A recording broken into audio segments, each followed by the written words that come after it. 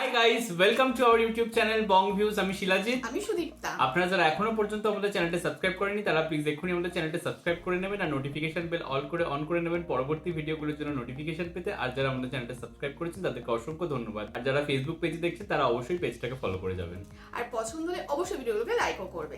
তো আজকে আমরা নিয়ে চলে এসেছি একটি ইনফরমেটিভ ভিডিও নিয়ে। তো টাইটেল হচ্ছে আয়নাঘরের গোপন বন্দিশালা দেখে স্তব্ধ হয়ে গেলেন প্রধান উপদেষ্টা, এবং চ্যানেল নেম হচ্ছে যমুনা টিভি। তো চলুন দেখে নিই হচ্ছে ভিডিওটা। আর ভিডিওটা যদি কপিরাইট ক্লেমের জন্য ব্লক হয়ে যায় তাহলে সম্পূর্ণ ভিডিওটা আপনারা আমাদের ফেসবুক বা ইনস্টাগ্রাম পেজে পেয়ে যাবেন। আর ফেসবুক বা ইনস্টাগ্রাম পেজের লিংক আপনারা আমাদের ডেসক্রিপশন বক্স বা ফার্স্ট পিন কমেন্ট থেকে পেয়ে যাবেন। তাহলে চলুন সবাই মিলে ভিডিও দেখা শুরু করি। প্রথমবারের মতো বহুল আলোচিত আয়নাঘর পরিদর্শনে প্রধান উপদেষ্টা ডক্টর মোহাম্মদ ইউনূস। সঙ্গে ছিলেন উপদেষ্টা মণ্ডলীর সদস্য, বিদেশি গণমাধ্যম প্রতিনিধি এবং বেশ কয়েকজন ভুক্তভোগী, যারা বছরের পর বছর বন্দী ছিলেন এসব আয়নাঘরে। মানুষ নিশ্চিন্ন হয়ে গেছে, কেউ বলতে পারছে না সে কোথায়। তার মেয়ে আপনাদের সামনেই ছিল আজকে, যে বলছে আমার মাকে কোথায় নিয়ে যাওয়া হয়েছে। আজ 9 বছর করে, 9 বছর ধরে আমরা আর খোঁজ পাইনি। সে নিজেও ছিল, 11 বছর বয়সে ছিল, সে মায়ের সঙ্গে ছিল, তাকে রেখে মাকে নিয়ে চলে গেছে। এই হলো সামান্য একটা দৃশ্য। আগারগাঁও র‍্যাব 2 এর কার্যালয়ের গোপন বন্দিশালার অনেক কিছুই মুছে ফেলার আলামত পাওয়া গেল স্পষ্ট। ভুক্তভোগীরা নিজেই বর্ণনা করলেন ভয়াবহ সেই নির্যাতনের কথা।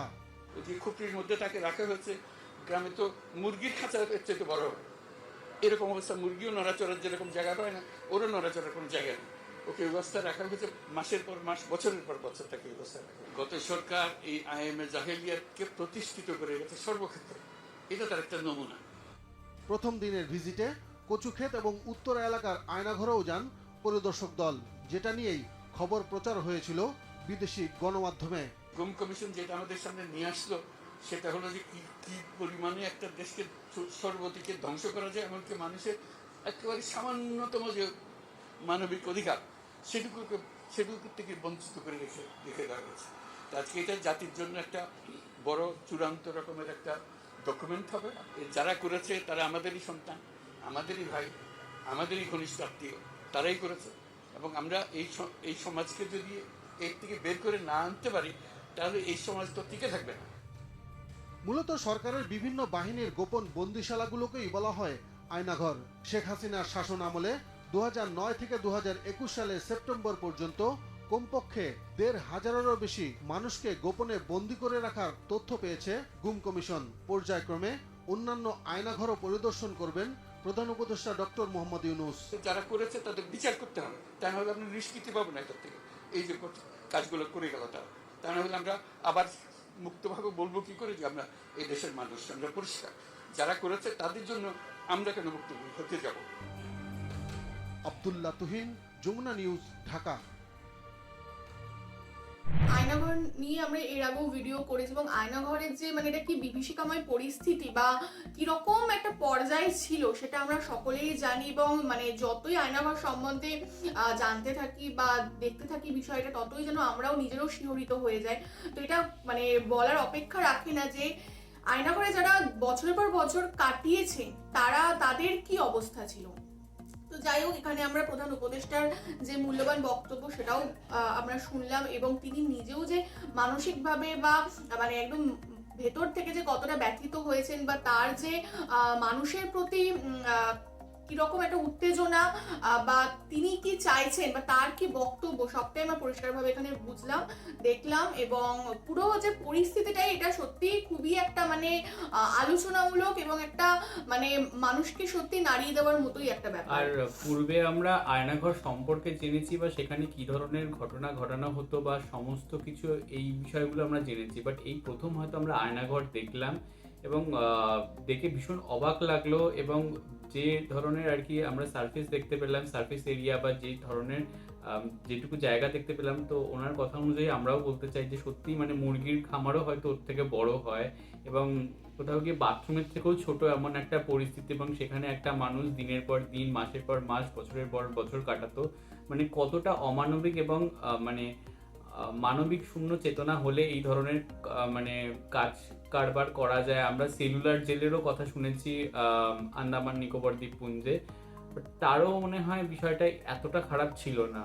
যদিও আমরা মানে যাইনি সামনে, জেলের সাথে না মানে এই আয়নাঘরকে একটু তুলনা করাটাই যায় না, কারণ জেলে সবকিছুতে সিস্টেমেটিক ওয়েতে হয়, বিচারাধীন বিষয়ে হয়, আর বন্দীদের মানে থাকে, ডকুমেন্ট থাকে, বাট ডকুমেন্টস থাকে, এখানে তো আইডেন্টিটি থাকে এবং তাদের পরিবার পরিজন জানে যে তারা Exactly. কোথায়, কিন্তু এখানে তো পুরো গুম। এটাই হচ্ছে ব্যাপার, মানে আর এই সবথেকে প্রশ্নচিহ্ন এটাই। এই বিষয়টা নিয়ে আমি একটা ভিডিও দেখেছিলাম যে ওই একটা চেয়ার দেখানো হলো, সেটা নাকি শক দেওয়া হতো ওখানে, যে সত্যি কথা বলানোর জন্য বা যাই হোক না কেন, মানে মানুষকে কি ধরনের আর কি নিপীড়ন করে তারা গেছে এবং কতটা স্বৈরাচার ছিল, এক্স্যাক্টলি ইল্লিগাল ওয়েতে হয়েছে, এটা সবথেকে বেশি আরো মানে কনসার্নিং বিষয় আর কি। এবং যেটা শুনলাম এখানে যে সেই মানে মহিলার মার নাকি 15 বছর যাবত তার কোনো খোঁজ নেই এবং পুরোপুরি নিখোঁজ, এবং সে যে কোথায় গেছে তার সামনে থেকেই তুলে নিয়ে যাওয়া হয়েছিল, সে যে কোথায় তারা এখনো খোঁজ পায়নি। তো এই বিষয়গুলো ভীষণই বেদনার, এবং এই যে ডকুমেন্ট হিসেবে মানুষের কাছে উঠে আসছে বা বিষয়গুলো মানুষ জানতে পারছে যে কি ধরনের বা কি লেভেলের আর কি মানুষ অত্যাচার করে গেছে মানে স্বৈরাচারী শাসকেরা, তো সেটা জানাটা খুব দরকার ছিল, তো সেটা দেখেও খুব ভালো লাগছে। সব থেকে বড় কথা হচ্ছে আমরা হয়তো ভিডিও দেখছি বলছি, বাট আমরা কিন্তু সেই জিনিসটা ফিল করতে পারছি না। মানে এমনিও যদি আমাদের কোনো প্রিয় মানুষের বিয়োগ ঘটে বা তারা যদি আমাদের চোখের সামনে থেকে দূরে চলে যায় বা তাদের কোনো কঠোর শাস্তি হয়, সেটা এমনিতেই যথেষ্ট বেদনাদায়ক এবং মানে সেই হৃদয় বিদীর্ণ করে দেওয়ার মতো বিষয়।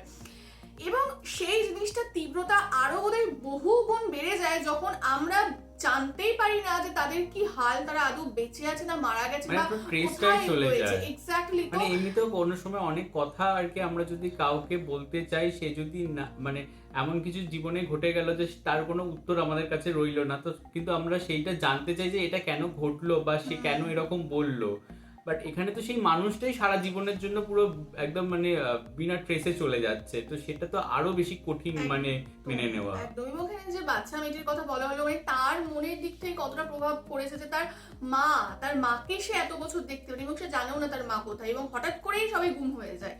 তো সত্যি মানে কতটা নিকৃষ্টতম মানসিকতা হলে বা নিজে কতটা মানে নিষ্ঠুরের চরম পর্যায়ে গেলে মানুষ এইরকম কাজ করতে পারে বা এইরকম শাস্তিমূলক ব্যবস্থা করতে পারে, এবং শাস্তিমূলক ব্যবস্থাও একটা বিচারের মধ্যে থাকে, সেটাও নয়। তো যাই হোক, দেখলাম পুরো ভিডিওটা, এবং এটাই কাম্য যে যারা এর পেছনে ছিল বা এত বছর ধরে যারা এই পুরো চক্রটাকে চালিয়েছে, তারা হচ্ছে যতটা তাড়াতাড়ি সম্ভব তারা ধরা পড়ুক, তাদের উচিত বিচার হোক এবং একটা সঠিক নিয়ম মেপেই যেন একটা ঠিকঠাক ভাবে তাদের বিচার হয়ে, তাদের যেন যোগ্য শাস্তি পায়, এটাই হচ্ছে কাম্য।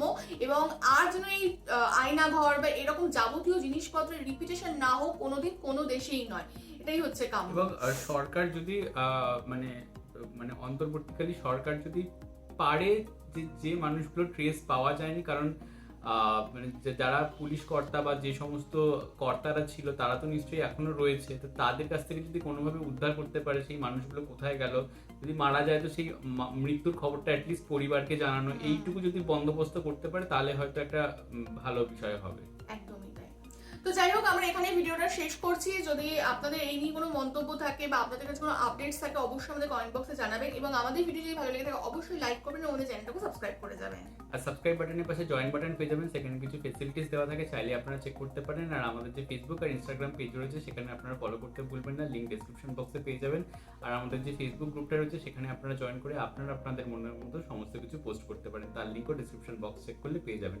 আর আমাদের যদি আপনারা পার্সোনালি পছন্দ করে থাকেন আমাকে শিলাজিৎ তোকে সুদীপ্তা হিসেবে, তাহলে আমাদের পার্সোনাল ফেসবুক আর ইনস্টাগ্রাম সাইটেও ফলো করতে পারেন, তার লিঙ্কও ডেসক্রিপশন বক্সে দেওয়া রয়েছে। তো দেখা হচ্ছে পরবর্তী ভিডিওতে, আজ এ পর্যন্তই, টাটা, নমস্কার।